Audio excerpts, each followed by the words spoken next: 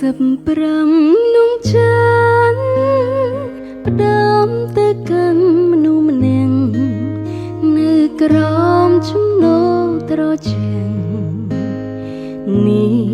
ពេលរាត្រីសន្សាមរួររងាពេញដងហរតីសំឡាំងមើលមេឃដីគិតពីក្ដីស្រឡាញ់ច្រៀងផ្ញើតាមខ្យល់ទៅលំហអាកាំងអាណិតគេខ្លាំងណាស់ទូមិនតន់ស្រឡាញ់អ្នកយល់ចិត្តខ្ញុំប្រហែលមានតែព្រះច័ន្ទចង់ឆ្លើយថាស្រឡាញ់តែខ្លាចធ្វើមិនបានស្នេហាអើយតើអើ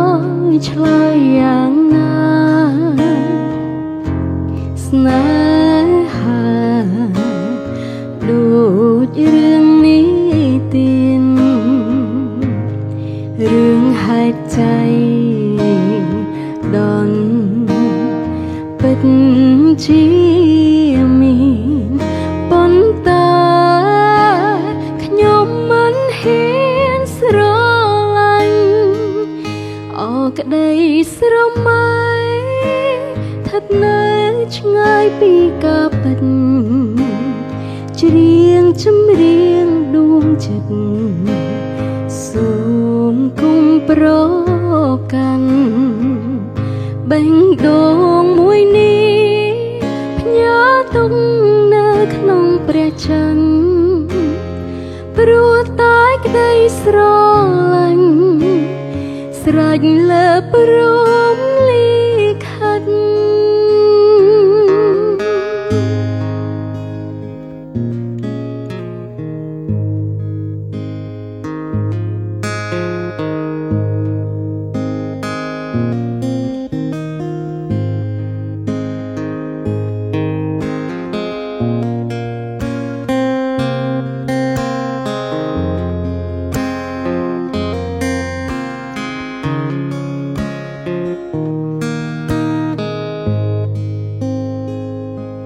ស្នេហាអើ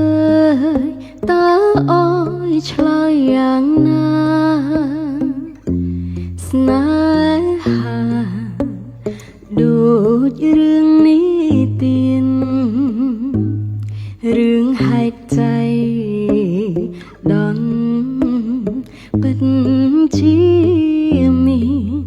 ប៉ុន្តែខ្ញុំមិនហ៊ានស្រឡាញ់រឿងហេតុใจដនពិតជា